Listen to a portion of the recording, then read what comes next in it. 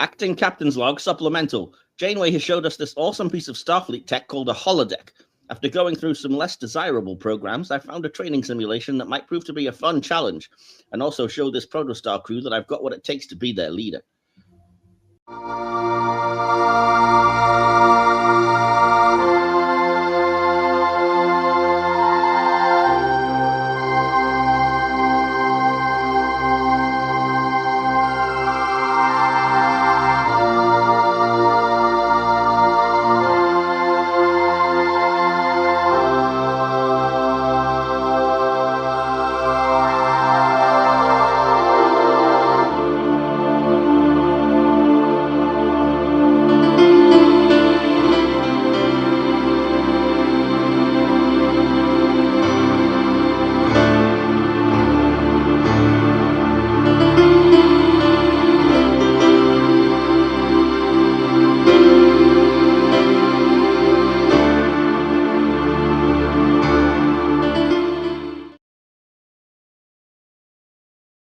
Welcome back, friends. You're joining us for another episode of Hit or Miss Star Trek podcast as we warp our way through various stories involving that VR wet dream, the holodeck.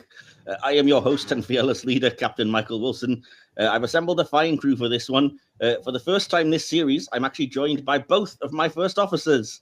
You'll have to fight amongst yourself for who gets seniority. But let me first say hello to the elder statesman, shall we say, of the first officers. DK, welcome.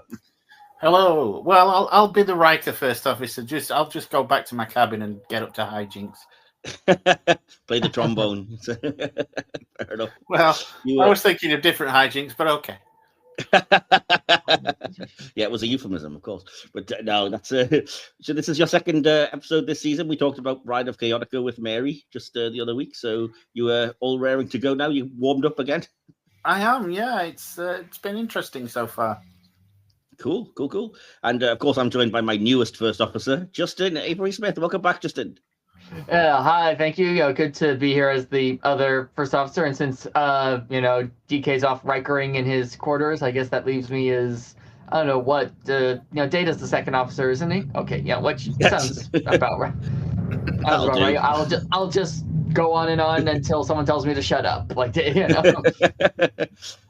Interesting that nobody wanted Chakotay despite the episode. But okay. Yeah, enough said. Well, he said Riker, so I figured that'd be weird to bring in another. No, we're all the same ship here. Yeah. I think that's pretty fair. Nobody really wants to be Chakotay. Yeah, I was like, also as a white guy, I feel like doesn't Chakotay have no problems with cultural appropriation as is? That's a very fair point, actually. Yeah, fair enough. So I being very rich as a white man claim Chakotay, so I'm just avoiding that altogether. Yeah, just stick with the Data white face. That'll do. Yeah. Anyway. Yeah, exactly. Yeah. I'm not touching that one anyway. This week, we're staying in the animated realm following our lower decks sojourn in the last episode. Just one episode to review this time, though, as we switch to Star Trek Prodigy and the fan favorite episode, Kobayashi. That'll be coming up a bit later. But as you should probably know by now, after 90-odd episodes, we don't rush straight in. We like to have a bit of fun first, starting with Hailing Frequencies Open. Hailing Frequencies Open, sir. I haven't planned anything for this because you guys have already given your Star Trek journey and your kind of favorite or least favorite holodeck-related episodes. So I guess I'll just open up the floor and say, is there anything Trek-related that you wanted to discuss? Well, are you looking forward to Strange New World Season 4, since it's about to launch in, I think, a matter of weeks at time of recording? Oh, yeah, of course. It's going to end. I don't think this is going to be a hot take to say, but after Season 3, I feel like there's nowhere to go but up. Yeah, I think so. Yeah. Have you been seeing all of the various casting things that have started leaking about characters that are coming in this next season? Oh, yeah, I saw the one about Sarek. I thought was cool. Yeah.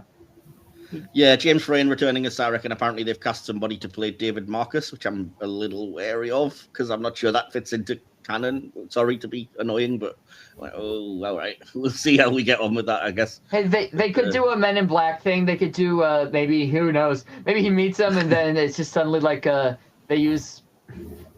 Oh no, they couldn't do that. I was gonna say like the Dr. Pulaski memory wipe thing, but then she invented that. So, but I'm just gonna assume it's a parallel reality or something until we learn otherwise. Although it wouldn't be the first time they've messed with canon. We'll wait and see.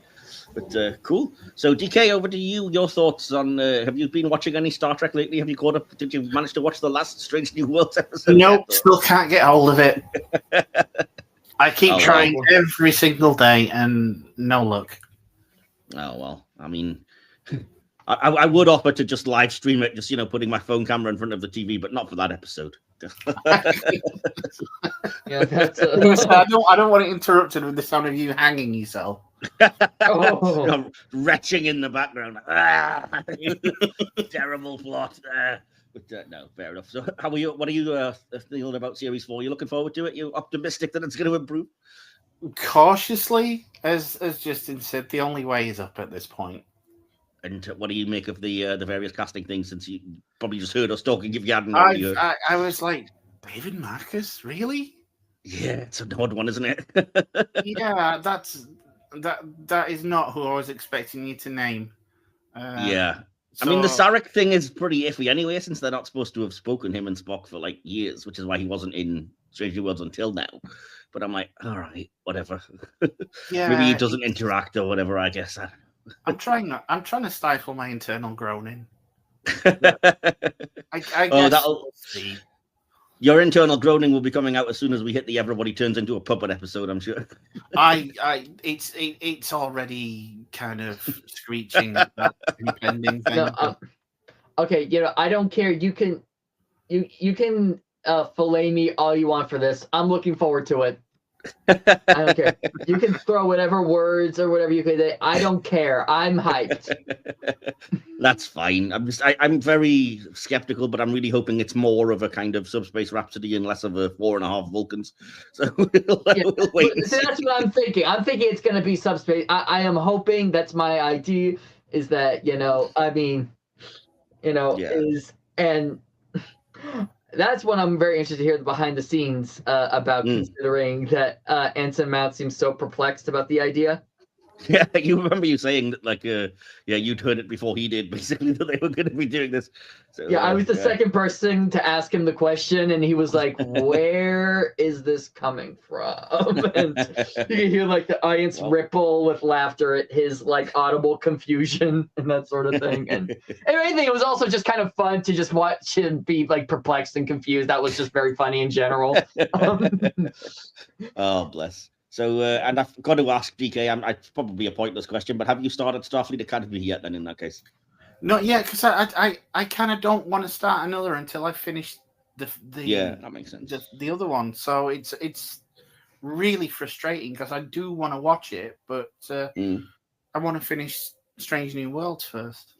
That's fair enough. I want to hear your thoughts on it when you do get around to watching it, because like I said, I really loved it, and I just really hope I get a release. Like I said, still no word on any release anywhere of it on Blu-ray, DVD, 4K, whatever. So fingers crossed it's going to happen, I hope. So.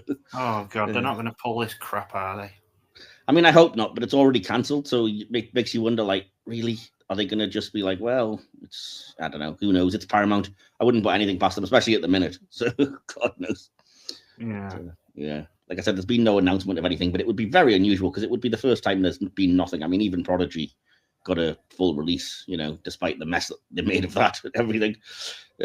Bringing us back around to this week's episode. Yeah, I don't think something I mentioned is I do have my DVD, my Blu-ray cover is signed by K. Mulgrew. I'm just saying that. Right? Oh, shut up. That's really impressive. I went to a convention. I was a fan of the show. I said, can you sign this? She signed it. And that was that, So, I mean, I can't blame you. I would have done exactly the same thing, to be fair. Yeah. Awesome. That definitely puts it one step above my just the episodes. Although I do have art cards in my Series 1 set. How exciting. They're not signed. Oh. Anyway, we'll leave that there, I think, for now, and we'll close down the hailing frequencies, and we're going to move to the next section of the podcast, which, as I always say, is what gives the podcast its name. It's the hit or miss section.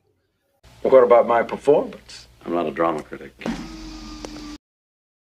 So, I don't know why I'm going over this, as I said, after 90 odd times, but in case you are new to us, the hit or miss section is basically where I pick anything from the Star Trek universe, shout it out, ask if it's a hit or a miss. We debate it between us here, come up with a consensus since we're able to, and then move on, basically, having usually come up with more or less the same, I think, opinions on things. I don't think there's ever been any huge disagreements, and if there is, it certainly hasn't resulted in much animosity, shall we say. So yeah, I've got random things. I got 5 things this week because we have a shorter episode review. And again, as I always say, some of them will be tied into the ongoing theme of holodeck, hologram-related type things. So, DK and Justin, are you ready for this? Yeah, go for it. Awesome. Well, the first thing on the list is an episode. It is kind of holodeck related in that it has an appearance by a holodeck, even though it probably shouldn't. It's the Star Trek Enterprise episode, Unexpected. And Justin, I'm going to come to you first for your thoughts on this one. Unexpected. Is that the... Yes, it is. Okay, I had to... It's the one where Trip gets pregnant. That's all you need to know. I was going to say, is this the one that like was basically like written by like that's like fan fiction or something like that? Yeah, which is how it comes off to me, which is, you know, against my will. Believe me, I've not gone out and sought it myself, but I do know that MPreg is a big thing in fan fiction. Really? So, oh my god! I believe me. I don't like. I cannot stress this enough. I do not actively seek it out of my own accord. But learn something new. But also, if that's your thing, like, more power to you. I mean, I'm not kink shaming anybody. It's just news to me. That's all. Oh yeah. Oh, Rule 34. If something exists, there's porn of it. Very true. Actually, yeah. So. Yeah, but like it does come off as like fanfic, and it's one of those things where we're talking about the episode in general or like as a whole. Yeah, as the episode as a whole is. Do you think it's a hit or a miss? Does it work or not work? It's one of those things.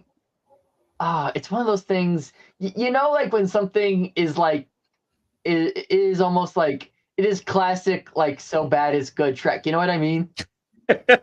I kind of see what you mean. Yeah. Okay. Yeah, where it's like one of those things where it's like where it tries to tackle like a culturally like, you know, a humane, like a relatable issue, but also but it does it kind of clunkily, so it doesn't. But that's also something Star Trek does a lot, so it kind of endears it. You know. So I feel very. Okay, you know what? I'm feeling generous today. We got some good news earlier this morning. If you know, you know. Here in the States, I'm feeling generous. I'm saying it's a hit. Okay, I'm not touching that either. But okay. Okay. Yeah. Okay, so you're gonna say it's a hit. Yes, I'm feeling generous. You know, I'm in a good mood. Okay, yeah, very generous. Okay, then DK, over to you. I think Justin hit the nail on the head when he said it's one of those so bad it's kind of good Star Trek episodes. It does. Okay. It does have that kind of TOS vibe for me, and I don't know.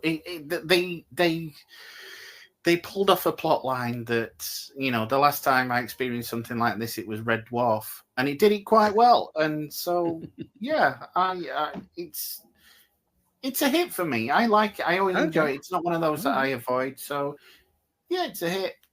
And well, yeah, it's academic then, but I would have personally said miss. I hate this episode with a passion. It's I think it's either the second or third episode of Enterprise, and they already break canon by introducing a holodeck, which was, you know, yes, it's nerdy, but that shouldn't be happening. Second of all, you've already resorted to the stupid bloody sci-fi ridiculous type plots. You know, if you're into that, fair enough. But I just was like, ugh, we're already mining the most ridiculous plots you can do. I mean, you've barely started the series. And so I didn't love it. And I thought the ending was such a cop-out where it was like, no, you're welcome to abandon the children. They're not actually anything to do with you. Like, oh, come on. Just such a, very cop-out ending as well that I didn't love. So not a great episode for me. Probably one of the weakest, if not the weakest in that first season of Enterprise, which I do like for what it's worth. I do like the show and I like that season for the most part. But yeah, not for me, this one. But, you know, you two have spoken wrongly. So we have to call it a hit. Yeah. Much to my distaste. You can't scare me. I'm defending the Muppet episode of Strange New Worlds before it even comes out. Well, fair enough. Well, we'll move to the next thing on the list. The next thing is not hologram related, but guess what it is? Because it's me. That's right. It's a ship. I thought you were going to say you as a person were a hit or miss. I was going to say, it's like, where were you in Star Trek? No, guess what? Because it is me, it's always going to be a ship. And yeah, I'm running low, so you'll have to bear with me. But I don't think we've covered this before. So hit or miss for the Olympic class. And if you want to know what I mean by that, there will be an image on screen. DK, I'll come to you first this time.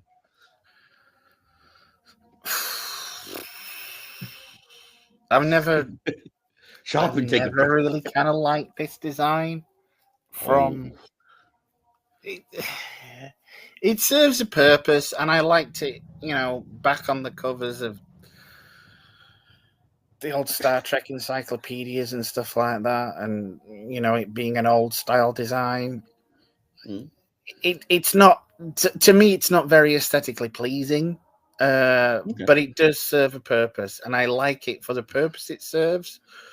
Would I be proud of being posted on that? Hell no.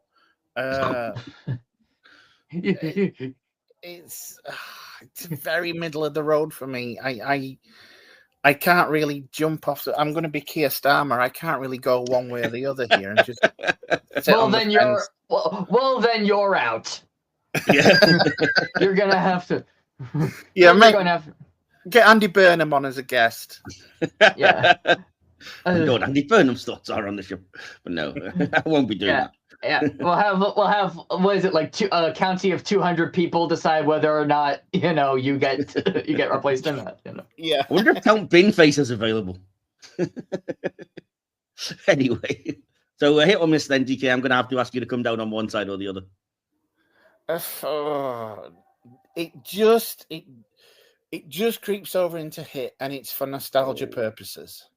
Okay, I'll accept. Okay, so Justin, over to you then for your thoughts on this. I'm with DK, where it's like it's a hit that barely kind of skims it's like a C- hit, or I don't know if what you would. Yeah, I know what you mean. Just scraping a pass kind of thing. Yeah, exactly. Well, I'll say this: it does have an up on the Oberth class in that I actually know how people get to things. Yes, yeah, fair enough. And which also Oberth I understand is a low bar to clear, but still, I'm sure. We pick on the Oberth class so much on this show. It's because it's is it right? Not necessarily. Is it fun? Yes. Like I said, it's not necessarily right, but it's fun. And fair enough. Yeah, but I was like I was a little bit DK said, but would I admit to being posted on this? Probably not. I mean, I don't know. I mean, honestly, I would rather admit. Would more proudly admit to being stationed on this than I would the Grissom because of. Well, you wouldn't be on there for long before getting accidentally blown up by the Klingons anyway. So fair enough. Well, if they had a better captain who maybe wasn't such a stick in the mud, who was whatnot, and was maybe more battle ready. But hey, that's a whole separate discussion. I'm taking the hit anyway because I like this actually. I like that it seems to fit with the Next Generation kind of Galaxy Class-ish aesthetic in a weird kind of way, even though it's very different. But it also has obviously it's got the spherical thing which harkens back to the old Daedalus class, which I'm kind of fond of, and there's something about it that reminds me of the Discovery from 2001: A Space Odyssey as well. If you move the drive section more to the middle of where the sphere is, it would look very similar to that ship. So I'm I kind of like that as well. And it's a bit different. It's an orb instead of a saucer, but it still fits. It still looks Starfleet, unlike things like the Dressel House, which just looks like a big block. At least this has a drive section, a spherical saucer, and obvious nacelles. So I like it anyway. So yeah. I should say, by the way, I know that it wasn't officially canon for a while because it was from the anti-time future in All Good Things, but it is now officially canon because Lower Decks had the USS Quito, which was Olympic class. So if you're shouting at me that, it's not canon, I think yes, it does. So because we're going to have somebody, probably me, that would be my job if I wasn't on the episode to go well, is it really canon? So anyway, moving on. That's it. We'll call that a hit, and I'll definitely take it with a very half-assed sort of barely from you two. The third thing on the list is a character just completely random. I have absolutely no idea why, but here we go. Hit or miss for the character of Corey Soong. Justin, you're up first this time. It's I don't know. I mean, I don't know. Picard season too. Those first 2 seasons were a few years ago. So I'm I mean, it says a lot that she's clearly that memorable. You don't know who she is. no, it's just one of those things where you don't. I hate myself right now because it's like you don't think about something, and also the actress, obviously, we all loved watching her on The Pit, so I kind of feel I've more than softened up to her because of that, and getting to know her, and also because I fully also own up. I know not everyone was filled, especially with the first 2 seasons of Picard, but you gotta understand, I didn't grow up watching TNG during its initial run, so it was I get to go on a weekly adventure with Picard and whatnot. So I'm like, that's cool. And so for me, it was it could have been save for every episode being shades of gray, I would have just ate it up, but So what are your thoughts on Corey then? As I said, she, if you don't remember particularly well, she was in season 2 of Star Trek Picard only. She was the daughter of, I think his name was Adam Soon, one of the many Brent Spiner characters, who was kind of a villainous-ish character in the past, who was responsible for what would have been the kind of rogue, almost mirror universe future if he'd been left unchecked. Did vaguely have ties to genetic engineering in Khan. And Corey Sung was kind of unable to basically go outside. She had that disease where you can't go in sunlight, otherwise your skin blisters and burns. So everything he did was supposedly for her, but then it turned out she was actually a clone. He'd tried to make her multiple times before, always with some kind of defect. And then at the end of the season, she got turned into a traveler / whatever Gary 7 is kind of thing by Wesley Crusher, because why not? Even discussing this makes it sound as bad as it really is. Anyway, so yeah, thoughts just on Corey. So yeah, no, this is I forgot that all had shit, because it's just because I think maybe that's why I didn't remember it as well, because it's also I'll be fully honest, I kind of dropped Picard season 2 halfway through, because and not even I can't, this is stupid, I literally just didn't catch up with it and that sort of thing. And then that's fair enough. But yeah, it wasn't even this is bad, it was just simply I forgot to catch up. But you describing all of that, I'm exhausted just here. I'm that definitely is a whole season of TV right there. I feel like I was describing a plot from Days of Our Lives or something. Yeah, that too. I was going to say, this sounds this wouldn't have been this could have been on General Hospital. Where's John Oliver? It ain't gonna happen, Justin. Why? Why the hell not? Why can't that happen? It can't happen. Why can't it happen? That is a freaking A+ impression. I've got to tell you, that was amazing. Okay, and now this. No, sorry, but okay. I feel much more comfortable saying it was a miss because I got to have a very fun moment there just now by doing that, so it kind of softens the blow for me. So yeah, it's a complete miss, is what it is. Yeah, it's a complete miss. I'm sorry. I know we're having fun, but it's still a miss. Thank you, John Oliver, for your thoughts on this. DK, over to you. DK, are you there? I'm here. Have you thrown yourself off a ledge because I reminded you how bad Picard season 2 was? I just, even with your description, I struggle to remember it. That's not a good sign.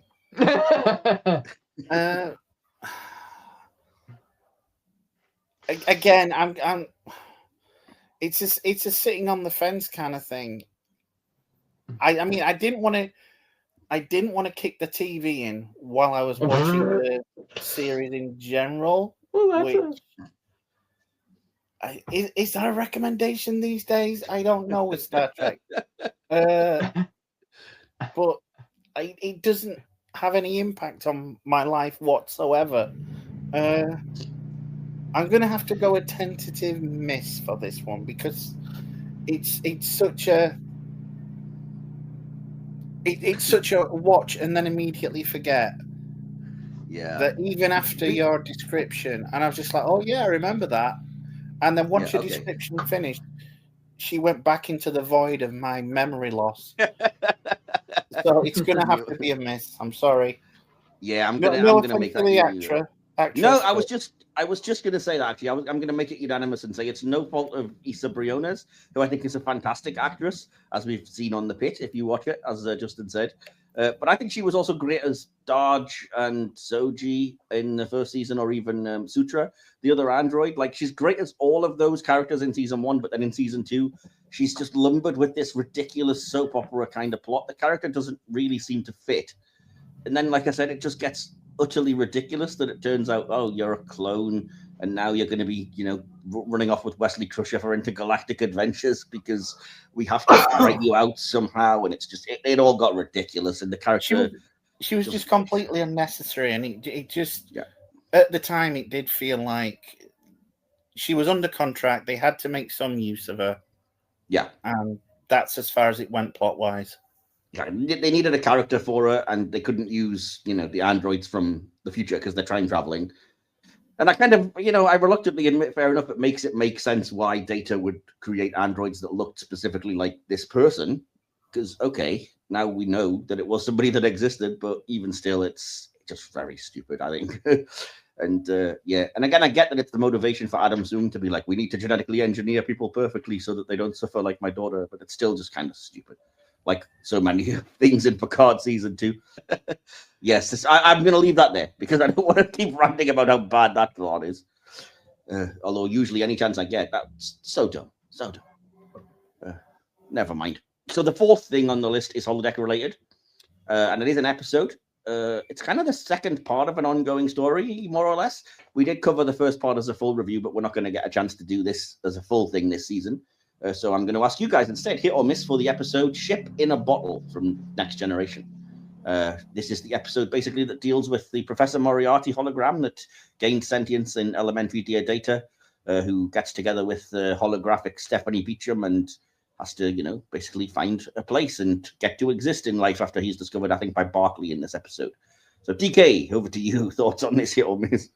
I remember really enjoying this one at the time. I mean,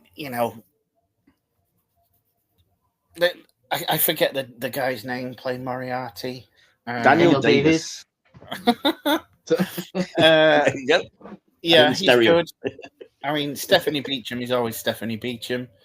Sequest DSB. Yep. For the win. Well, better that than, what was it, Bad Girls or whatever she was in over in the UK. Oh, that British, British prison drama thing she was in. Yeah. That's not. That was weird seeing her in that. But yeah, I enjoyed it. And I thought the little solution at the end, I quite liked it. It felt like proper Star Trek to me.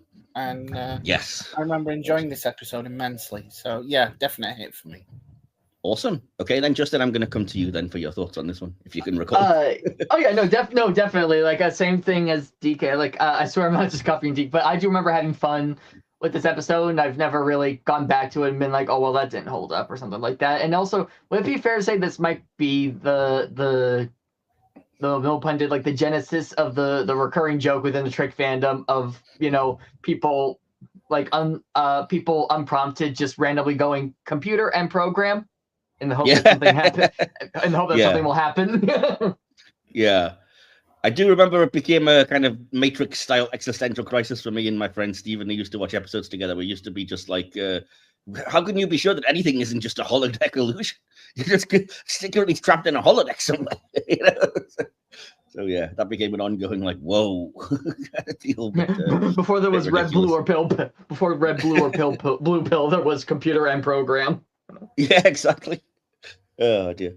We used to do, this is really geeky, but we used to do Star Trek role playing, and I think that became like our top trump sort of way out of any situation, was just to basically go, but what you don't realize is this was all just a holodeck illusion. So I'm actually in control. Like, oh damn, what am I going to do? I can't beat that. Frame of mind. Sorry, no, I couldn't. Exactly. Okay, so you think it's a hit as well. You can remember that you like this episode a lot. So yeah, fair play. And yeah, again, I'm not just copying. I really like this episode. I think it retroactively improves elementary Dear Data, which ends very non-committally. As I said in our review, it kind of ends with a kind of, you're just going to leave him there and hope for the best. I mean, it's a bit weak. So I like that they actually did come back and address that. And like DK, I think the actual solution is quite clever. it's still a little bit deceptive, but at the same time, it makes sense, and you needed something, and it's a better something than, well, we'll leave you in the buffer, and if we find a way to make you real, then we'll come back, kind of thing. So, yeah, I liked it. I thought Stephanie Beacham was great. It was a nice introduction to that character. It was a nice addition. And Daniel Davis, as I said during the review for Elementary Data, is just a fantastic actor. I had genuinely no idea he wasn't English, because his accent is just flawless. I was genuinely shocked when I read he's from America and it's not his actual accent. Oh, wow. I'll be honest, I didn't know that either, because also I think people here stateside will also know him as Niles on The Nanny. I was just going to say, because even on The Nanny, he does basically the same kind of British accent. So I just thought, oh, that must be his. Yeah. Nope. Apparently he's from, I think he's from, I could be wrong, one of the southern states or something as well. And I'm like, wow. And yet, flawless English accent. Oh, God, because he was also in Hunt for Red October. And I'm pretty sure if I remember. And I want to say, oh, God, this might be also I'll be it's just so funny to me when it's like, oh, really? That's their real accent. Similarly, like when I saw Carrie Elwes in Twister, I honestly thought Carrie Elwes was American. And I'm realizing, yeah. Hold on, Carrie Elwes is not American? No, he's British. He's English. It's his actual accent he uses in Princess Bride and Robin Hood Men in Tights, dude. I just thought that was a good accent. Anyway, we're going to leave that one then. I've got one more. This is entirely for your benefit, DK. It wasn't. It was already on the list, but then when I saw it, I was like, oh, he's going to love this. So this is hologram related. Hit or miss for the character of Minuet. DK, I've got to come to you first on this one, even though it's not your turn. Hit or miss. Little minx. Yay. Oh. Yeah, it's a hit. I mean, this was my first kind of foray into holodecks. I mean, yes, we'd seen it in Farpoint and stuff like this, but it wasn't until the possibilities started rolling in this that I just thought, oh, this is such a good concept. And I love the binars. It's just, I love the episode. I don't like the fact that, I don't know, that Riker couldn't find her again. I still wonder if every so often, while Deanna's asleep, he sneaks off to have a crafty one.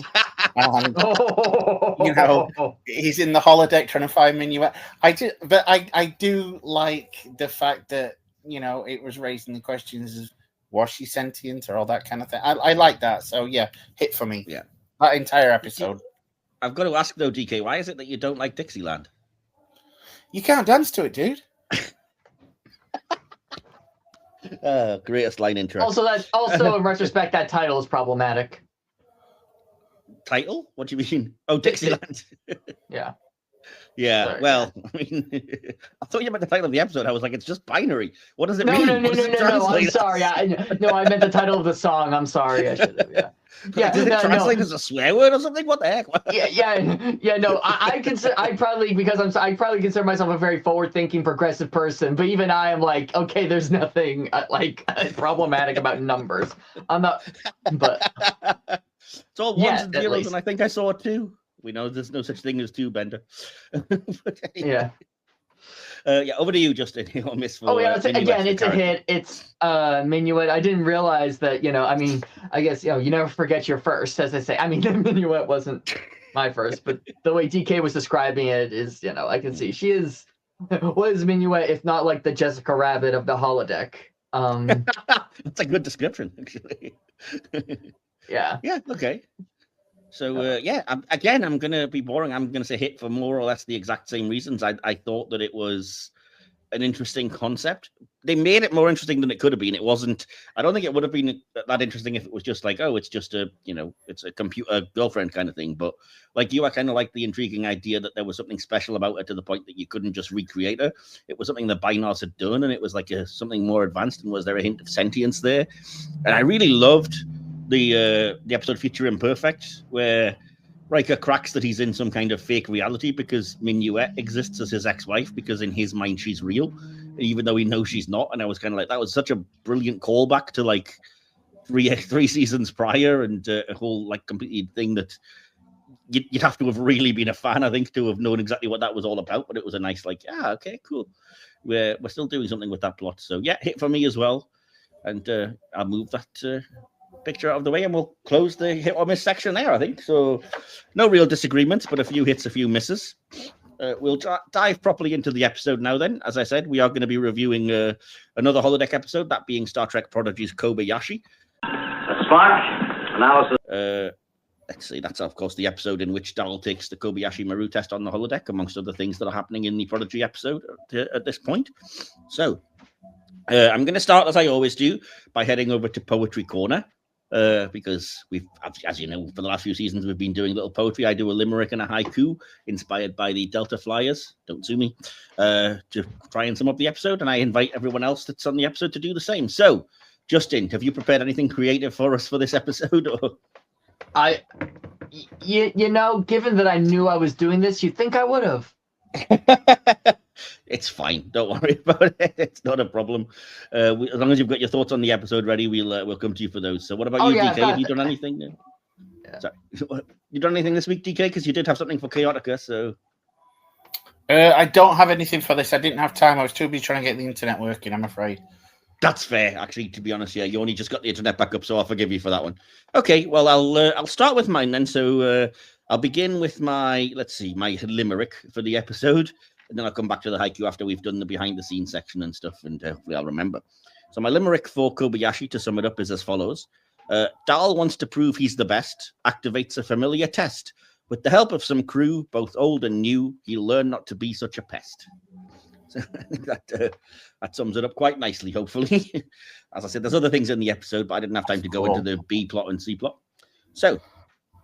so do you guys have any behind the scenes or any information you wanted to chime in with before I dive into what I found about the episode?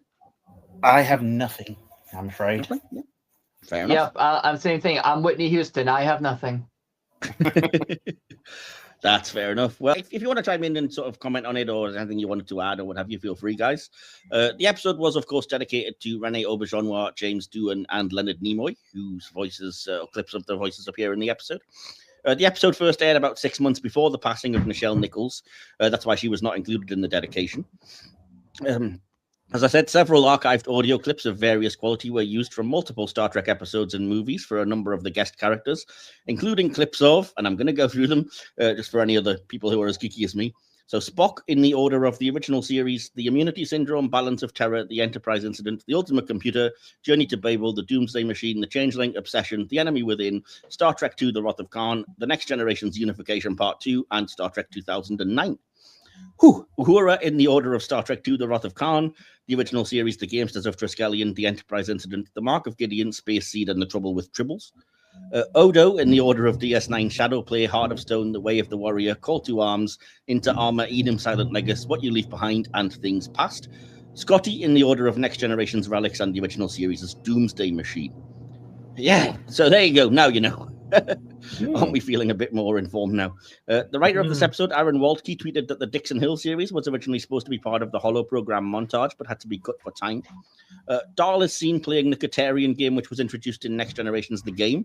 Presumably it's had its, whatever the sort of bizarre hypnotic controls thing removed from it. When Jankum opens the door to the holodeck, snowflakes from the Andoria 4 program are seen flying out of the door.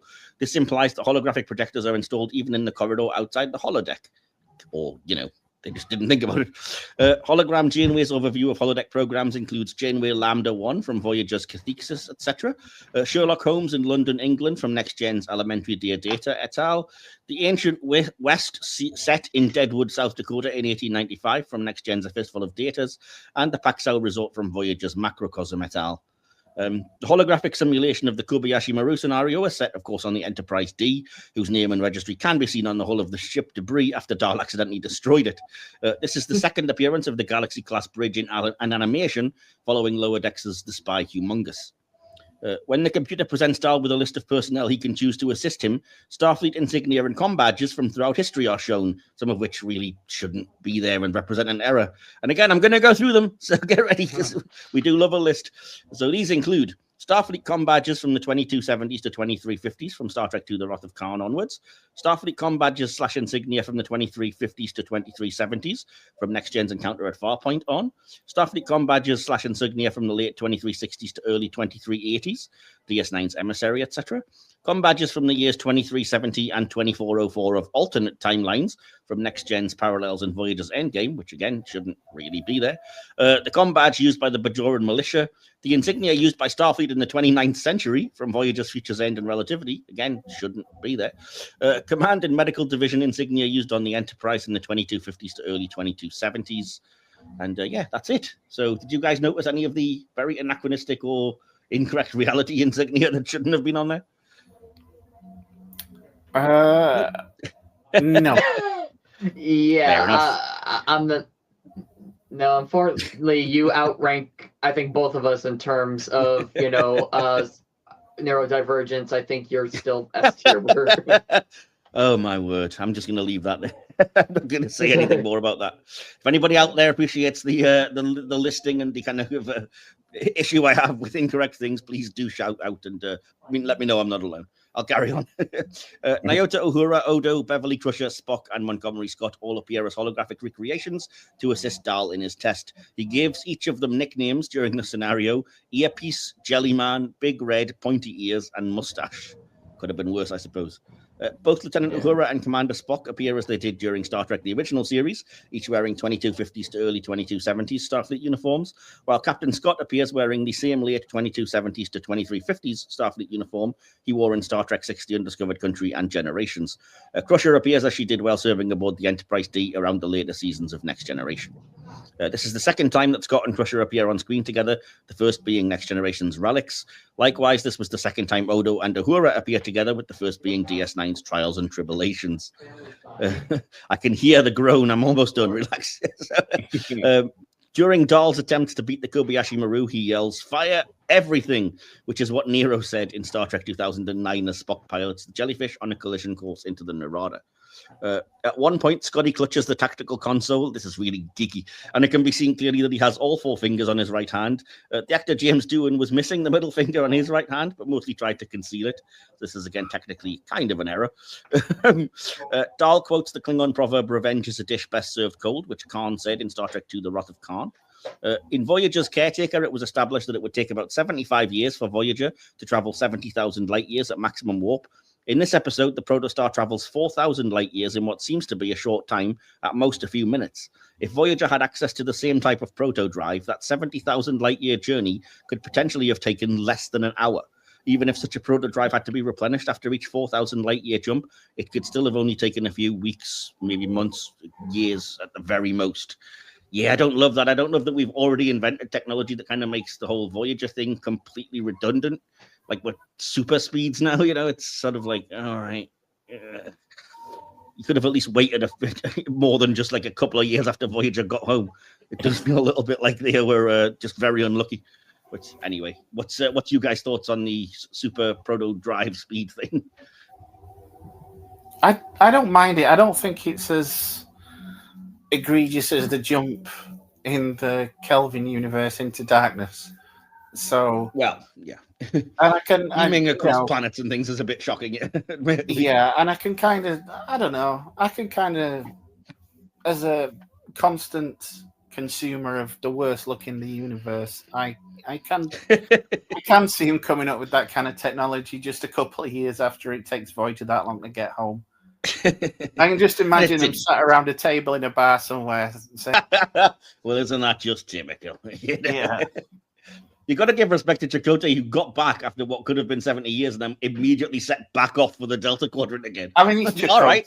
It's just, oh, fuck, he's back. Look, find him something. Get this. It's an experimental ship. Yeah, that'll do. Fair enough. The 24th century equivalent of Stockholm Syndrome, Delta Quadrant Syndrome. Yeah. Fair enough. And what are your thoughts on the kind of protostar drive and the way that we've jumped way ahead in speedy tech? Yeah, I mean, I think that makes sense in terms of like, well, this happened to Voyager, so let's make something to make sure that just in case this happens again, they won't have to go through all that. They won't have to, rely on, on Q helping make the journey, shave a few years off that, and Cast hurling them 10,000 light years or Borg transwarp apertures, wormholes, various other things. Yeah, exactly. Like, let's just try and put something inside the ship, build it so that if this on the very small chance that another being on the other side of the galaxy needs people from Starfleet to reproduce and create an heir, that in this case it won't take 7 years and that sort of thing, Fair enough. So yeah, any other thoughts from either of you guys on any of the BTS stuff? DK, any thoughts from you first? I think it's amazing how people have the time to think about that kind of stuff and troll through it. I'm not saying people are, I'm not doing Shatner's Get a Life here, but I'm just thinking, my God, you're not doing that. Taking some people. No, I'll just keep it simple, and I think there really is no other right way to say this, but nerd. Excuse me. Yeah, I know, but you've got to respect it in a way, though, because I mean, the writer of this episode, I assume, being Aaron Waltke, who, as we know, is a huge, Trekkie and wrote, let's be honest, the best episodes of Prodigy. I think he must have been aware of what clips to use and which episodes to go to get them, because you couldn't have just written this as like, I don't know, shove whatever in. So he's got to have known, like, oh, you can source this from here and this from here, etc. And yeah, I mean, I like it. It certainly beats the alternative of either getting a voice actor or, God help you, getting some kind of AI recreation or something. So yeah, I was going to ask actually, because well, I may as well ask it now because I brought it up. So how do you feel about the kind of the dropped in sound clips? Because I know that yes, it's variable quality and it doesn't sound, quote unquote realistic, even though it's in the holodeck anyway. And yes, it is obvious that they are from existing episodes, especially if you know the episodes, but I still really love it. I still think it was the best option that they went with there. I should say, apart from Dr. Crusher, who Gates McFadden obviously did just come back and record new dialogue because she's around, so why not? But yeah, so what are your thoughts on that, Justin? Oh yeah, no, I thought it was very cleverly utilized, and it is one of those things where it's like if you've seen any of those given episodes or movies 10 dozen times, you're like, oh wow, I almost. It's not a reference, but it kind of feels like one, if that makes sense. And yes, exactly, yeah, but also if you don't know all the episodes and movies inside and out, you also probably never would have you'd be like, you could just guess what the context, but it still makes it, I still think it makes it work. It makes it.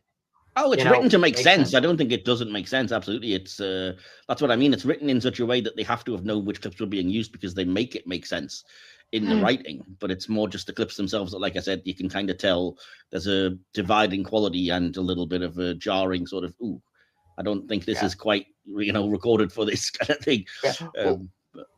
Which I just realized between the issues with space travel and the reappropriating dead people for new storytelling, this is basically like Rise of Skywalker done right. Oh my God. Oh, well, between Rise of Skywalker's light speed skipping and then having to use Carrie Fisher's, pretty much, at least they did, pre-existing footage and whatnot to, make it work this new story, which I will say credit where it's due. I do like the way they did Leia's death scene. Well, I thought that was very tasteful, very respectful, and well executed. One of the few things where, like that. So the movie's not completely irredeemable, just mostly, but just 90% of it. But yeah, exactly. Okay. Yeah. Well, we're not going to talk about that other franchise because exactly. So I could, but just to draw comparisons that might help frame reference for anybody listening or something like that. DK, your thoughts on the use of the voice clips in this episode? Then were you kind of pro or against it? Do you think what would you have done differently, maybe? It's interesting that you touched upon the other franchise, because up until this point, this felt less like Star Trek to me and more like something from the Clone Wars TV show. Being like an animated sort of half-hour spin-off. Yeah, not just that though. The vibe, the whole. Okay. I can't remember the. You guys will have to tell me because my memory's for shit. The lackey of. What is his name again? The robot. I know what you mean. Yeah, It all Why felt. am I blanking on its name? Yeah, same, yeah. It had that Clone Wars, it had that Star Wars vibe rather than Star Trek. So for the first few episodes, Dreadnought. Sorry. Oh, thank God. It was kind of, I don't know, it didn't feel like Star Trek to me.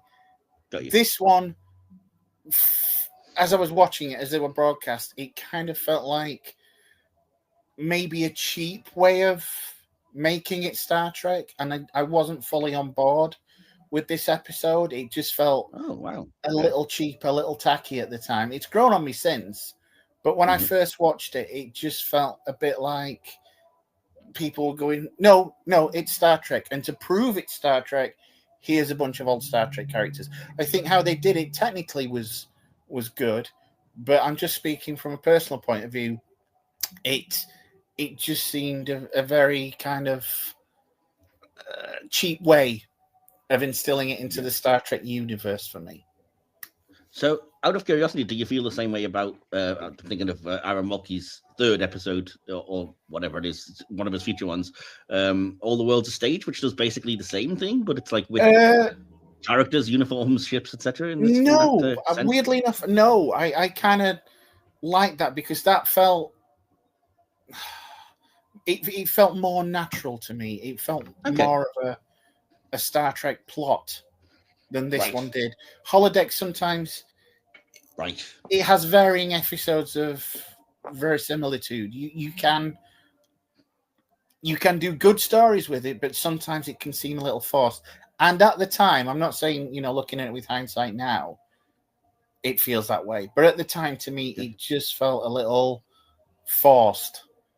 Got you. So did you like or dislike the voice clips specifically then, or was that something you were just like, it was a step too far and just... No, I didn't think it was like disrespectful or anything like that. I just thought I thought if you're going to do it, okay, do it, but maybe get better quality sound clips. Again, it's one of those things that I've learned to live with.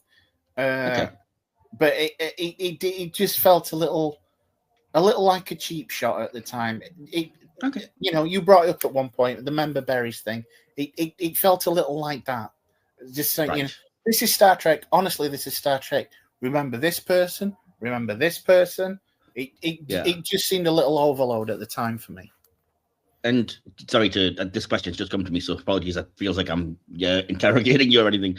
But do you think it might have worked for somebody that wasn't familiar with Star Trek, though? Like if this was an introduction to these characters, I mean, if you were a kid, maybe, for example, and this was like, we've got to introduce them to who Spock and Uhura and... Possibly. I mean, I'm obviously I'm looking at it as a jaded old misanthropic bastard. Well, as somebody who's seen all the episodes and everything as well, it's a different experience. The intended audience would probably have gotten a kick out of this. Not that we'll know, thanks to fucking Paramount. But exactly. I think it would have worked in that, so that when if a parent introduced them via Prodigy, and then they went back, the kid would have think, oh, it's such and such, it's such and such. So I'm probably not I wasn't the intended viewer for that. So it's probably why it was so jarring to me at the time. I'm gonna bring up my my haiku because it has a phrase in it that I think is potentially relevant to what you're saying, and you might disagree with the last line of it, shall we say? The haiku obviously 575 as syllables. So to sum up this episode, what I've said was, dolls put to the test, calls up familiar folks, fan service done right. So that was my thought, in my opinion. I'm guessing you probably would lean more towards its fan service, but not done great. It's kind of just fan service. It did. Again, my perception of it has changed over time, but I do remember on broadcast thinking it was just fan service for fan service sake. Okay, fair enough. Well, we've already started talking about it, but we'll officially jump into talking about the writing of this episode. I've already mentioned it's by Aaron J. Waltke, who I think is one of my favorite writers, definitely. He wrote the Prodigy episodes, this, obviously, but also Time Amok and All the World's a Stage. And he wrote the very short Trek Holograms all the way down. All bangers, in my opinion, and he's genuinely a Star Trek fan, you can kind of tell. One of the many people I think that now Paramount seem to have cancelled everything. I think it's a shame aren't working on Star Trek. Along with names like Mike McMahon, Tony Newsom, people that I think we really should be elevating and keeping writing in the franchise. But Again, that's Paramount for you. So anyway, moving on. In terms of the writing, then, Dal's strategy of blasting AC/DC's Thunderstruck to defeat the Klingons in the Kobayashi Maru test is reminiscent of how Captain Kirk defeated Krall's swarm by drowning out their communications with the Beastie Boys song Sabotage in Star Trek Beyond. Yes, I did notice that as well. The flashback that shows the creation of Gwyn takes place on Stardate 43929.9, which, if you're as nerdy as me and you really care about such things, would place it between the events of the Next Generation episodes Sarek and Menage a Troi. So now you know that's where it is in the timeline. So yeah. I was going to bring that up actually because there's obviously, there's the Kobayashi Maru test, and that's, I would say, very much the A plot of the episode. Dal's learning leadership and us, being fan service, more or less, for want of a better way of putting that. But there's also a lot of things happening in terms of Prodigy's ongoing plot. So we do get the flashback to the diviner creating Gwyn to kind of continue his line, even though it's considered to be, let's say, frowned upon, maybe, or an abomination even. It's not something they're supposed to do, but he goes ahead and does it. So that shows you Gwyn's backstory. We also get a little bit more about Murf, tiny bit more anyway. We see he follows grenades, blows up, and doesn't die. So there's something going on there. And obviously we do get the ongoing thing where the end of the episode reveals the big thing, which is Janeway's memories have been redacted in some cases because this isn't her first crew of the Protostar, and we get our glimpse of Captain Chakotay for the first time. So how do you feel about the ongoing Prodigy plots and how they work along with the kind of the main bulk of the episode? Justin, I'm going to ask you first. Yeah, I mean, I like them. I thought it was great. I thought, that for me personally, this is my preferred method of storytelling in television, which is basically that like episodic storytelling, serialized character development is how I've heard it referred to as, where where like each episode definitely like stands on its own, and yes, there's like references and like it's in the background, especially like in the B plots of like the greater arc for that season, but you can keep it mostly contained. So I think it works for both this episode itself and the season as a whole. It's very I love it. I feel, so strongly. I mean, I like it. I like it. No, I get what you're saying, and I basically agree. I think it works really well because it's a brilliant combination of the two things. So that you get the ongoing sort of arcs that are developing. We're getting to know the characters more. There's more things that are being done with, we're learning more about the diviner, who's the big threat of the season, and we're learning about the Protostar history, but a bit at a time, not like piling everything on you at once. But that also doesn't stop you from doing, like I said, the self-contained Kobayashi Maru story in the holodeck, which is its own separate thing and kind of stands on its own, whilst also serving as character growth for Dal as well. So I like the way it works as well. I think, especially considering, again, it's only half an hour. When you look at what it does, I say this all the time when I say it about Lower Decks and everything as well, what they can fit into 30 minutes is actually pretty incredible when you stop and look at it, So what about you, DK? What were your thoughts on the balance of these things and on the Prodigy's ongoing plots? I think it was done really well. The Dal thing, you kind of accept at face value that it's plot A. But the more you look at the episode, it comes across like a B plot, whereas they're trying to unlock the mysteries of what's been going on. And I think, as you say, the amount they can fit in 20 plus minutes in this show is just phenomenal because you have the holodeck thing, you have them trying to decode the mystery, you have the missing memories of holograph Janeway, you've got the thing with Murf and Jankum. They fit so much in. Yeah. I think that is one of the things that this show did extremely well, in that it managed to cram a lot into each episode, but it didn't feel forced in any way. Yeah, no, I completely agree. And I was going to say, you got to remember as well, this is the first season as well, listener. So this, I think, is only episode like 7 or 8 of the show. It's relatively early on, so we're still getting to know the characters. And literally every character gets a moment, even if it is only just a moment. So you do get this brief moment with Zero explaining how they were, we were part of a Medusan hive mind, got separated, and now have had to learn to live this way. And they are obviously, reminiscing with Gwyn, because she's now been separated from her people and found herself in a situation, and we're also building our trust in her because she was initially sent to kind of capture the Prodigy crew. So that plot line is developing as well, as she kind of finds her place with the good guys. So she gets that moment. You've got Murf, obviously, and Rocktack bonding and, bringing them closer together, as well as the mystery of what the heck is Murf? How is he indestructible? And a nice bit of humor in that plot, the way that Rock's like, what would happen if you swallowed photon grenades? I think it's Zero's just like, well, one would completely tear apart from the inside and be destroyed. Oh, I'm going to go! That's very funny. Pretty amusing. And even Jank and Bog doesn't get loads to do, but I do. It's really amusing the way he's just basically ripping the crap out of Dahl for failing. Like, Jank and Bog's kind of how many times you failed. Just kidding, it's 42. Yeah, I see. That will say his voice. That's something I've seen do on screen. That's something Jason Mantzoukas is just a natural at, is playing characters who more or less yes, they have their own role in the story, but when all else fails, they just instigate chaos. And, absolutely. Yeah, I absolutely love Jason Mantzoukas because I'm currently watching his season of Taskmaster, and it's just, he really is just that chaos gremlin himself. That's all the characters that he plays is. Yeah, I love Jank and Bog for that reason. And even Janeway, I mean, again, it's a little thing, but we are developing there are other memories in here. And she gets the nice little moment. It's fan service, but it's kind of amusing of like, if you're going to poke around in my head, I'm going to need coffee. And then like a holographic coffee appears. It's like, oh, come on. Didn't take us long to get that established. Even the hologram's got a caffeine addiction. Yeah, I think, isn't it like, even in like the second episode that we see Holo Janeway drinking coffee, and it's just like, so I think that implies it's literally just like built into her program, like who, like the designer. Crucial part of her personality.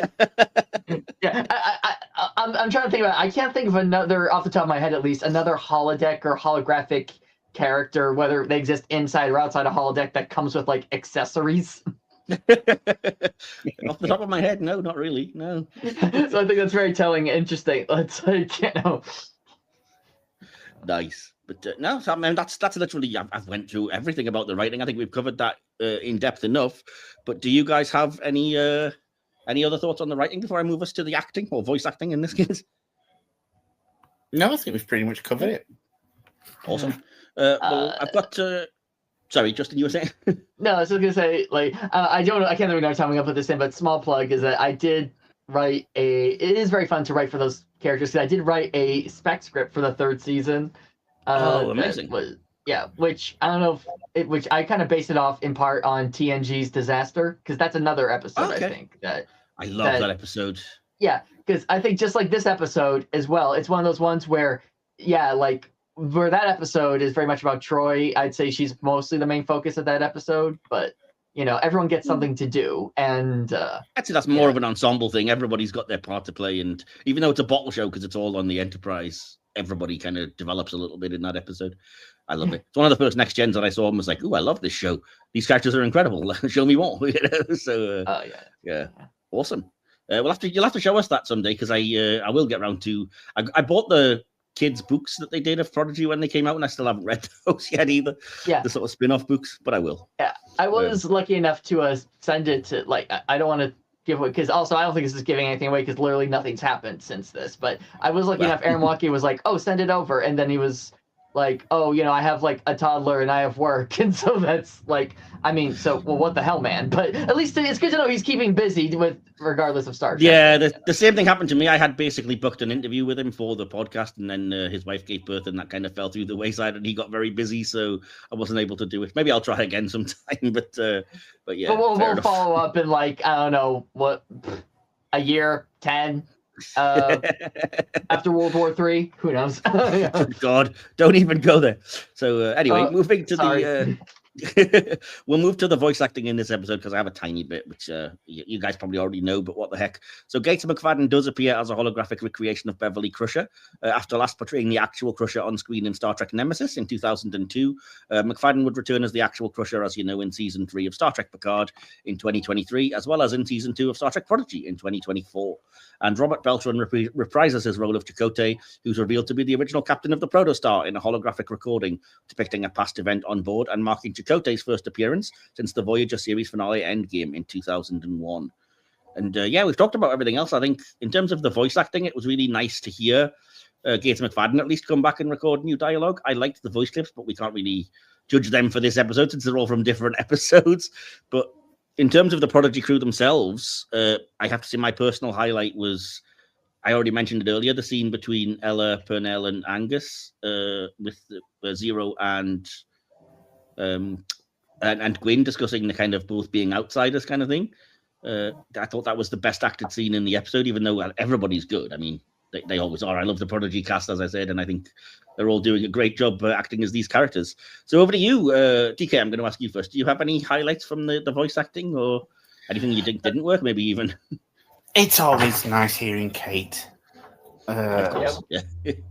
I mean, everybody, there's not one voice cast member on this that doesn't do a fantastic job. They're all great, but it was so nice even back then hearing Kate.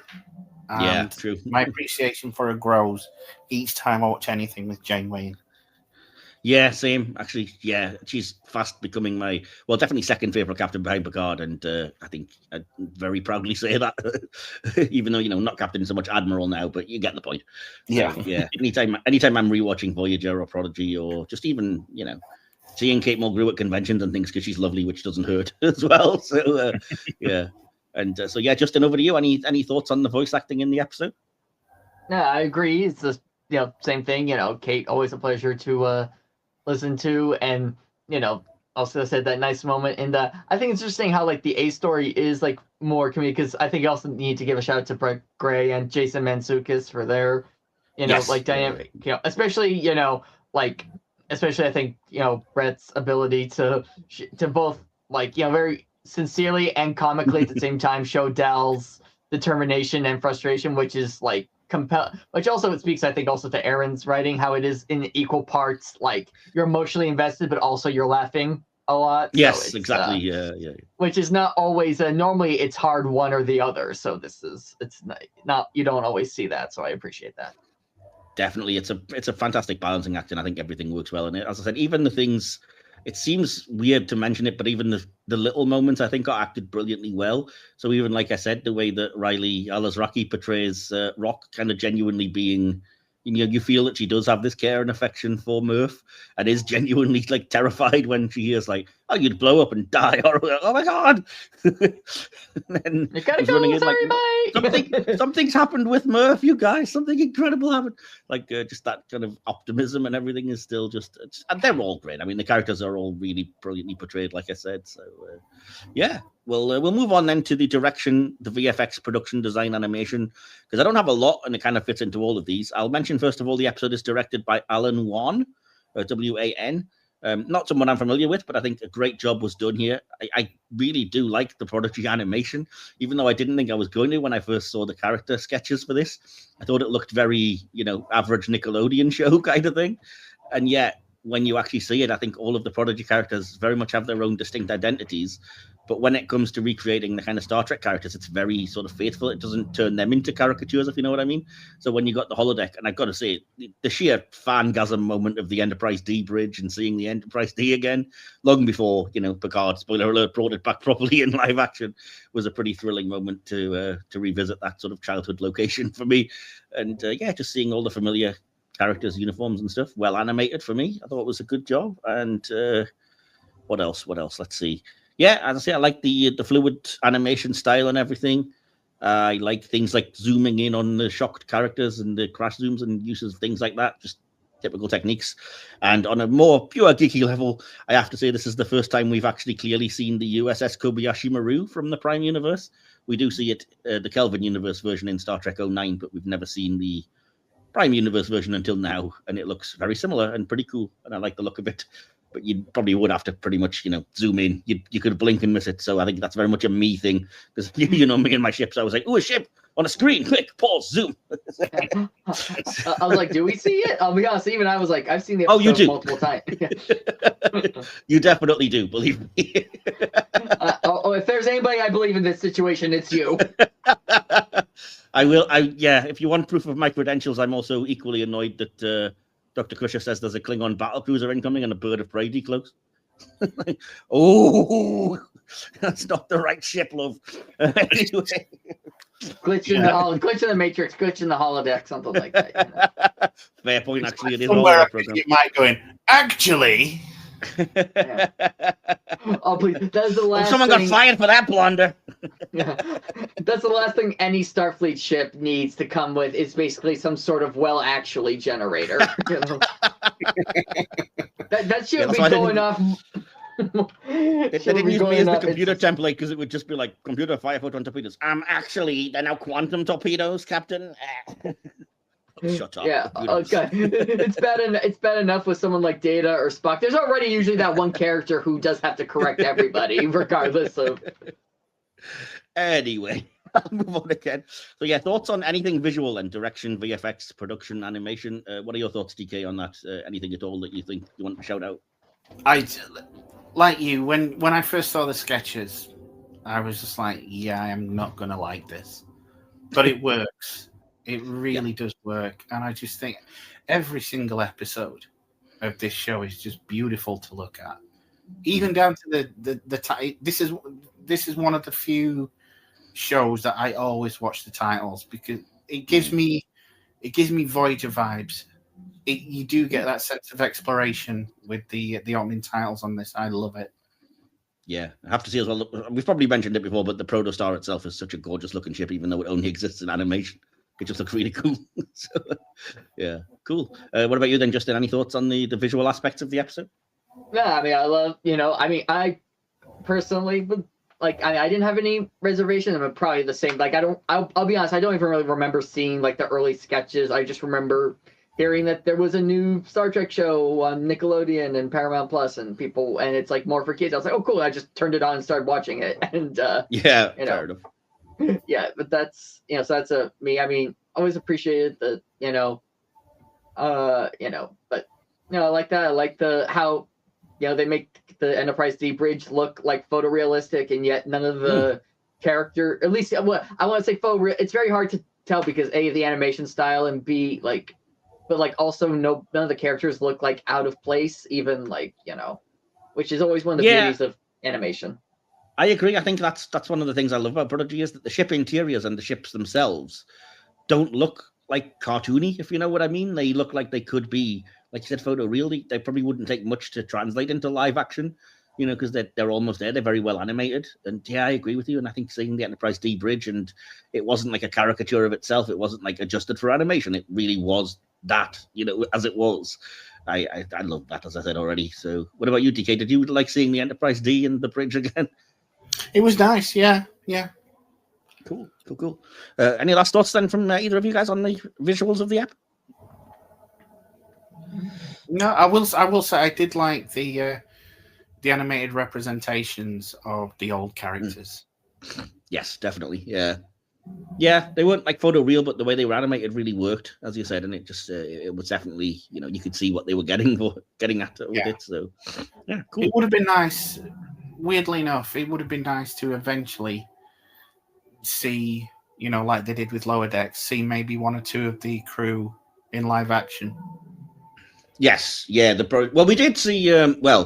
Spoiler alert: we do see a Brickar in the background of Starfleet Academy a couple of times, and they use the same assets that they used to animate Rocktack. So that kind of has happened.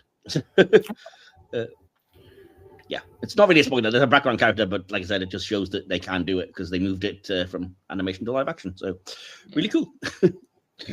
Sweet. So the music and sound in the episode then, I've only got a couple of notes. First of all, I didn't realize that was actually apparently AC/DC's Thunderstruck. I thought it was just a sound alike, but according to Memory Alpha, it's the actual song. I don't know. It did sound like it sounded like to me. It did to me as well. Well, maybe Memory Alpha's wrong, so don't take our word for that then in that case. Because I don't know AC/DC. I mean, bear in mind, I just learned Duran Duran is British, so but I thought. Fair enough. The only other note I've got is that. Sorry, go ahead. I was just going to say it sounded like a supermarket version. Where they're just trying to sell royalties. Yeah, let's say I thought it was basically just royalty-free rock and roll. That's literally what I thought. I was like, Okay. Like I said, I don't fully trust Memory Alpha, and I'm not confident enough to say it 100%. But to me, it sounded more like it's more like we're aiming for the vibes of an AC/DC kind of thing. But all right, like I said, the only other note I've got is that I did notice the Starfleet fanfare when they mentioned the Kobayashi Maru. You'll know it if you're a Star Trek fan. You know exactly what I'm referring to when I say the familiar fanfare, which I think was Jerry Goldsmith originally came up with for the motion picture. So yeah, love all that. And other than that, the music must have just been good and done its job because I didn't really have many notes on it. DK, did you have anything? I don't. Like I said, the only thing that stood out to me really, which is good when something doesn't stand out in a bad way. It does it successfully. I didn't pick up on the fanfare like you did, but yeah, the only thing that really stood out to me was, like I said, the AC/DC sound alike, which I will die on that hill that is not the proper track. Okay, fair enough. I'm inclined to believe you more than I believe Memory Alpha in this instance. Okay. I bought a promo copy of that single when it came out, so I could. I'm not a big AC/DC fan, but that song, yeah. Okay, all right, cool. What about you? Just any thoughts on the music or the sound of the episode? No, same. I'll say it did its job. It's pretty good. No notes. Cool. Sweet. Well, in that case, I'll move us to the next section then, which is going to be the audience feedback section, which is obviously I call subspace communications. Incoming transmission. So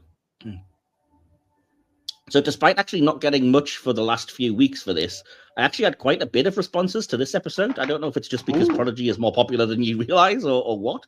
So this is all going to be, I've got no critics' opinions of this episode, but I have quite a lot of stuff from social media, from the audience. So thank you for coming through, finally, audience, and giving your thoughts on this episode. I'm going to start over at Blue Sky, where Mark Hertel at Sharkster1701 says, "Gosh, Dahl is a stubborn, mule-headed oaf, hiding a smart and caring person underneath. I love him, from one stubborn mule to another. Kobayashi was fantastic, mixing in legacy characters and lines to build the present. Not a moment wasted, as in Prodigy-style tight pacing." Yep, all good. Over to Facebook then, the group Cult Cinema and TV. Robert Paulson says, "Prodigy might well be modern Trek aimed at a younger audience, but it's some of the best Star Trek of any era. Such a shame it seems to be over." Yeah, echo all of that. Over at Discord, Camos Mills says, "I enjoyed it and I'm sad to see it go. I particularly liked their visit to the Mirror Universe." Okay. From the Facebook group Star Trek Fun Quadrant, Tony Greblinghoff says, "It was both amazing fan service and my kid who watched it asked who everyone was." So there we go. So it was somebody did use it as an introductory thing for their kids. There we go. From the group just called Starfleet on Facebook, Rob Upton says, "I really missed that show. It was fun." Back to Discord again for this one. Frank Fury 74 said, "I thought the episode was really good. I enjoyed the use of the various characters in the holodeck. Dahl thinking he's all that and realizing what he's lacking as a leader for the group. It's a good journey for him to undertake, and the crew as they learn more about this ship and its purpose. What else awaits them down the road?" And 4 out of 5 is what he gave it. So yeah, moving back to we're back on Facebook then. Star Trek VIP Nerd Lounge. Wes Huntington says 5 out of 5. This is when Prodigy really started to get good. The slow burn happened for the first 5 episodes, and this episode came after Discovery Season 4 went on a hiatus at its midway point in February 2022. This whole episode is solid gold Trek, especially with the archived audio from James Doohan, Nichelle, Nichols, René, Auberjonois, and Leonard Nimoy. It was fun playing the guessing game of where the archived audio came from. Yay, somebody's nerdy as me. The only legacy actor who recorded new lines was Gates McFadden, and she did a great job with the limited work she had. Yep. Same group here. Eric Lowmiller says the best Chakotay ever was is in Prodigy. Again, agreed. Cav Justin Hunt Gugo says Prodigy doesn't get enough love. This episode is a prime example of its spirit as an installment of Trek. That said, what this moment proves to us as viewers is that even the best hand-picked crew from all of fleet history can't remove the need to deal with the unwinnable moments. However, did it help Dahl? Not as much as it would have if he'd taken it as a properly trained cadet, though it did help him some. Not all fan service is without value to the story at hand. Yeah, okay. There's still more. Here we go. So from the group Doctor Who and Star Trek, Insectio Lads Tips and Tricks says episode was a hit. The whole series was great. And Back to Star Trek VIP Nerd Lounge, Sean O'Keefe says, hit, hysterical episode that linked beautifully to the past, honoured some we've lost, and gave Gates McFadden some more work. It showed us something of Dahl's personality, links in nicely to his choice to explore his DNA makeup. I loved it, watch it still for a laugh. Always buy things on hard media, I hate streaming. Bit of a detour, but one I very much agree with, I will say that. So, yeah, and again, Star Trek VIP Nerd Lounge, Michael T. Paquette says, that series was so much more than I was expecting it would be, especially season 2. You could tell it was made by Trek fans. So yeah, I think universal praise, it's fair to say, for the episode and Prodigy in general. So once again, Paramount, sterling business decision to cancel it, not. But, you know, what else is new?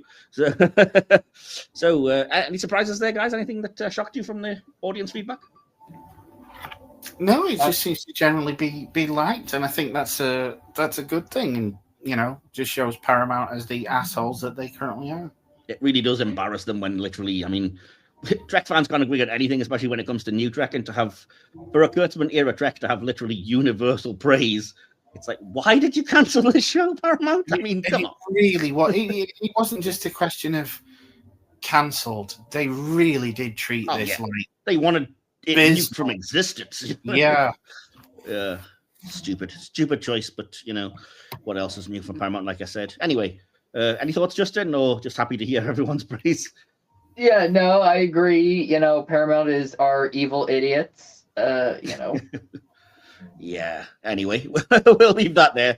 And yeah, so the next thing to do then is to give our favorite character moment and line, and then we'll move on to our conclusions and our scores and then wrap this thing up. Let's see. DK, I'm going to come to you first. Why not? For your favorite character moment or scene and your favorite line. Favorite character? God, I'm reluctant to say it because I hated him at first, and I hated him for a lot of the first season, but it has to be Dahl. Okay, all right. The reason I hate it is because I recognize myself in Dahl, which leads me to my favorite scene, which is the again. You know me, mate. I'm a video games player, and yeah, I watched that scene and I was ashamed. I can just imagine you playing a video game and being like, "Now I see the only way out is chaos. Fire everything." Which is my favorite line. So, yeah, that has been one of the lines. Like whenever you bring up this episode, that's one of the first lines of dialogue that comes to my brain. Is Dahl just going, "Fire everything." Yeah, I genuinely feel that if I'd taken the Kobayashi Maru rather than take it with good grace, I would have pulled a Dahl. Yeah. Awesome. I love all that. This is also and the sad thing is, I also would have put my feet up and accidentally destroyed the Enterprise. That was my least favorite part of the episode. I thought that was so dumb when he basically won already. Dude, I no word of a lie, right? In order to watch this episode, I had to get the Blu-ray out of the cupboard yesterday. I went to get the Blu-ray out of the cupboard, opened the door, and there's a shelf of CDs above. Never done it before. It rained CDs on my head. While I was trying to cover myself, all the DVDs fell out of the cupboard. So trust me when I say I would have blown up the Enterprise. It's kind of it's annoying to me though, because it's not like the simulation did it. Like the Kobayashi Maru is supposed to be unwinnable, but he basically won it. Like it wasn't the computer's fault that he really screwed up. But anyway, it's a joke. I'm analyzing it too much. If that had happened to me, I would have replayed it again and just not put my feet up. Exactly. Yeah. Fair enough. So over to you then, Justin, for a favorite character, moment, or scene and line in the episode. Favorite character moment. I mean, I will say it hasn't gone unsaid, but like there is that.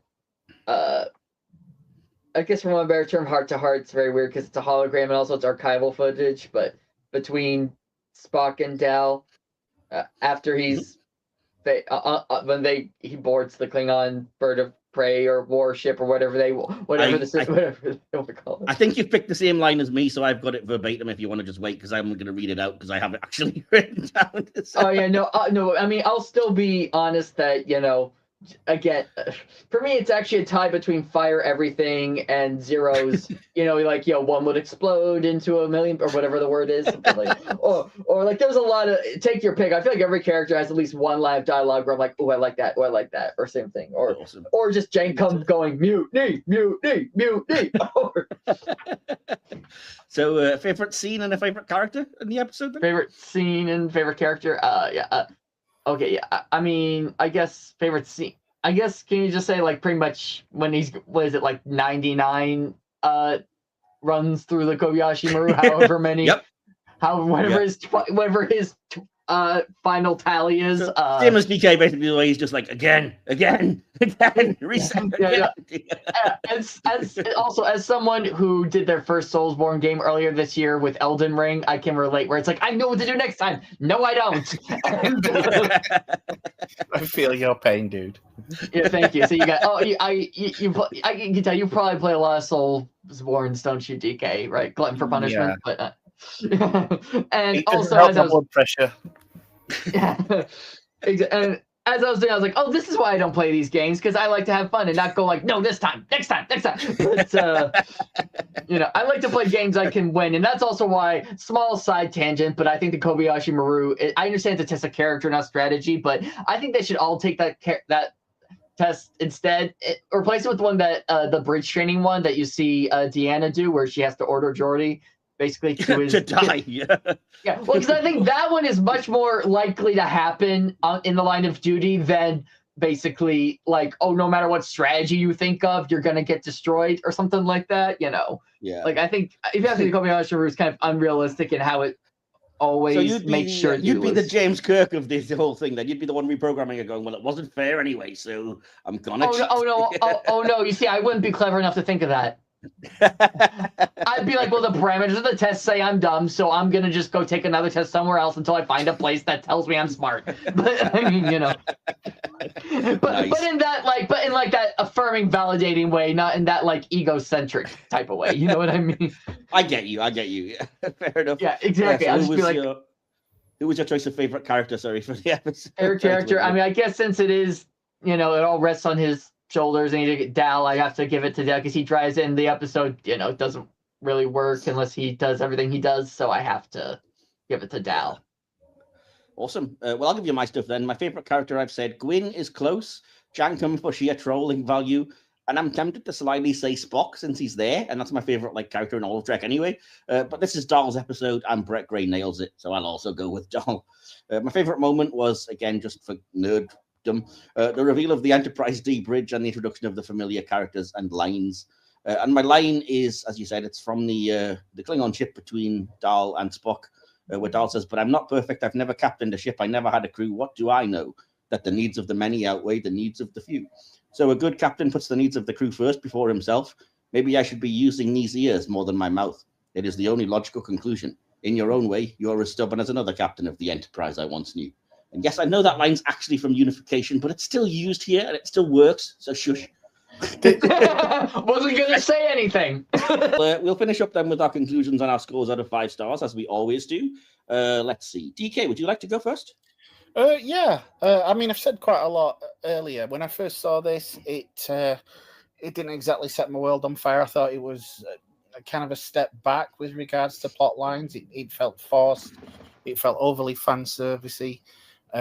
But yes, I realized I wasn't the intended audience. It's grown on me a lot since, and the both the animation and the use of voices through past cast members that are sadly no longer with us does bring it to a certain level of quality. But it's not only that; it does teach you, about the integrity of the Federation, and it's not just that.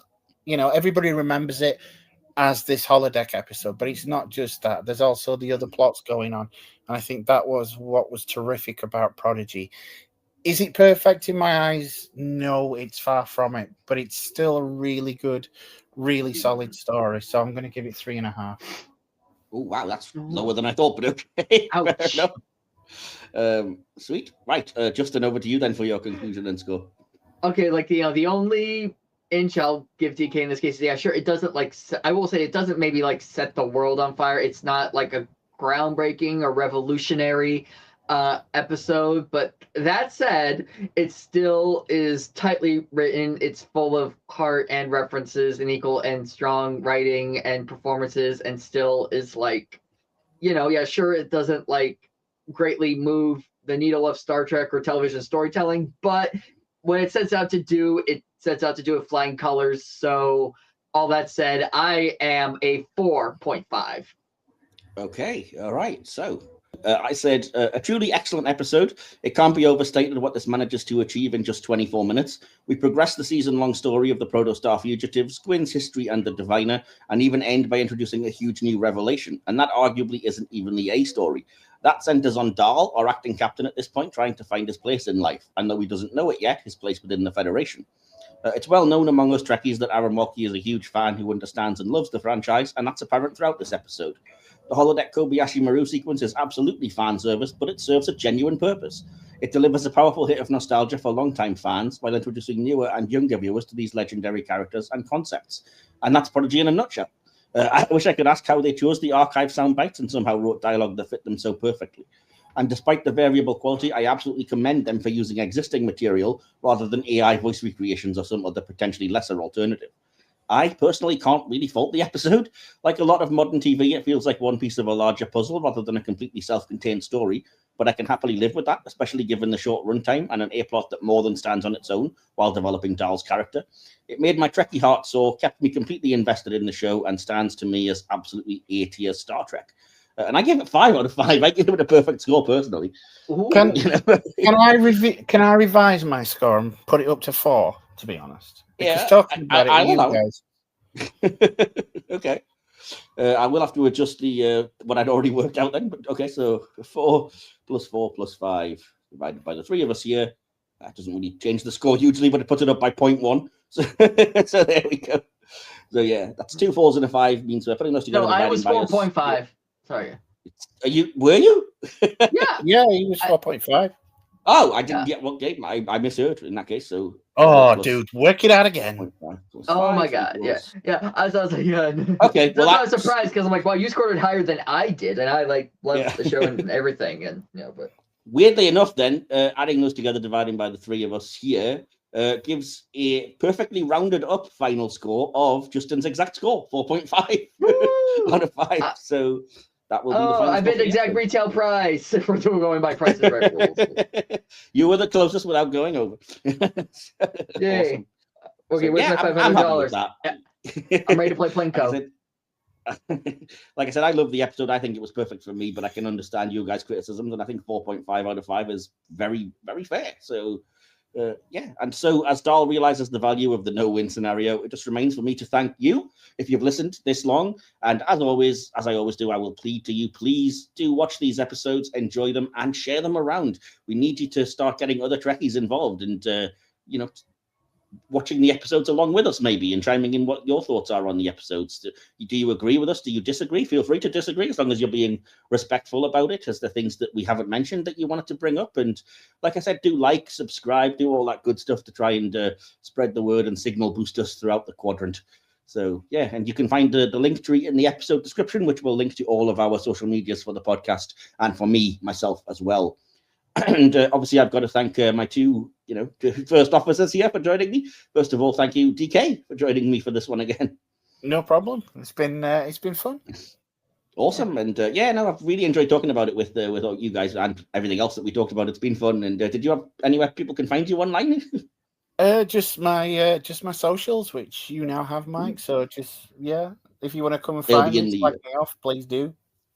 They'll be in the episode description as well. I think you're on, I believe, Blue Sky and Threads, but I can't remember exactly. I've got them written somewhere. So, awesome. And Justin, thanks again for joining me for this one. We're 3rd or 4th, I think, this season. Have you enjoyed yourself? Oh, yeah, of course. That's why I keep coming back. Awesome. And again, did you have anything you want to plug or anywhere people can find you on the internet? Nothing to plug at present. However, that is probably going to change some point later this year. Detail standby. And then just Justin Avery Smith on all the meta ones, because as much as Mark Zuckerberg sucks, at least he lets me use my full name. Fair enough. Awesome. And so that concludes our episode, and it concludes this weekly run of Hit or Miss Star Trek for now. We're taking a small mid-season break as we focus on our sister podcast Silver Screen for a while and enter its sequel season. But fear not, we've still got a bunch of holodeck hijinks to review, and we'll be back to finish up this series from September the 20th. And as we rapidly close in on our 100th episode, we might even have a special treat or two for you to celebrate later in the year as well. In the meantime, don't get obsessed with beating the unbeatable. And remember, we are Starfleet. Live long and prosper. Live long and prosper. You have been listening to the Hit or Miss Star Trek podcast, part of the Hit or Miss Who Trek channel. Hit or Miss Star Trek is hosted by Mike Wilson and DK. Behind the scenes and additional material by DK. Scripted, produced, and edited by Mike Wilson, based on an idea by Mike Wilson and Will Templar. Follow us on YouTube, your podcatcher of choice, and our social media. Links to all of these can be found by clicking on the link tree in the episode descriptions. This podcast is a Media Matters original production. Don't forget to like, subscribe, and share this podcast throughout subspace. We'll be back for another thrilling trek through the stars soon, but for now, hailing frequencies closed. Try to warp out of here at once, maximum speed.